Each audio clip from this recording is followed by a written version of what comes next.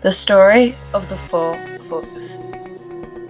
In 1953, just after World War II, a small family of four, a mother Anna, a father William, a daughter Angelica, and a son Gus, were forced to leave their home because there were no more jobs and no income. They had heard wonderful things about Australia and decided they would move there so they can be rewarded by the amazing opportunities the country has to offer. There was a passenger ship named Castell of the Day going to Australia, leaving from Bremerhaven in a few weeks. So they decided to catch a train from Nuremberg, where they were currently living, to Bremerhaven. On arrival at Bremerhaven, they underwent many health and physical checks to make sure they were healthy enough for the 1 to 2 month boat trip to Sydney, Australia. They passed all of their health examinations and bought their ticket for the trip. The boat went from Bremerhaven, Germany to Cape Town, and then around to Fremantle, and then Melbourne and Sydney. On the boat they met many families. Most of the 1,143 families were German, save for the few Italians.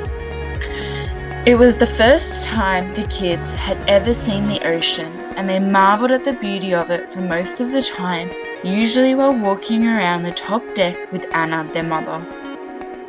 Because of work, William was already quite good at speaking English, but Anna didn't know a single word. So on the ship, when Anna wasn't with the kids, she tried to take as many English classes as she could, although it wasn't many. Some friends they made on the ship informed the Fuchs of better job and living opportunities in Fremantle, Perth, so they decided to get off in Fremantle rather than their original destination, Sydney.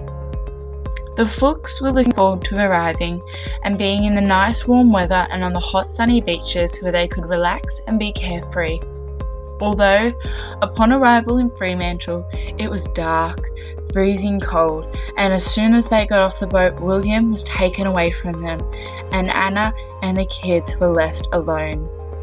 Soon, 2 young men in army uniforms gestured for them to follow them to a small car. They drove for what felt like hours. After an hour of driving, suddenly big bright lights were everywhere, surrounding these little huts. Anna thinks they're being taken to the gypsies.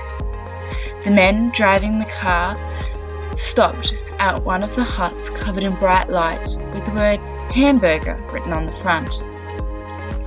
Anna now believes they will be seeing people from Hamburg and that they'll now be safe. Soon, the men come back out of the little hut with sausages and bread and Coca-Cola for Anna and the kids. After driving what felt like another lifetime, they arrived in a small camp in northern Western Australia.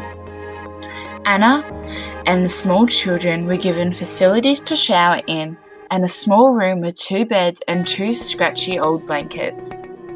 They were the only ones at the camp, and Anna felt lost, scared, and confused about what was going on. It was so cold, all 3 of them got into one bed with both blankets trying to stay warm. At 4 a.m. that morning, William came into their room and explained to the Australian that the Australians needed help translating some documents, and he was the only one fit for the job. Not long after that, the rest of the people from the ship started arriving at the camp, and Anna now felt safe and secure. The Fuchs were the first German migrants in Northern, and there was an article written about them in the local newspaper. Not long after this, the Fuchs found a new home and new jobs and were able to settle into their new life here in Australia.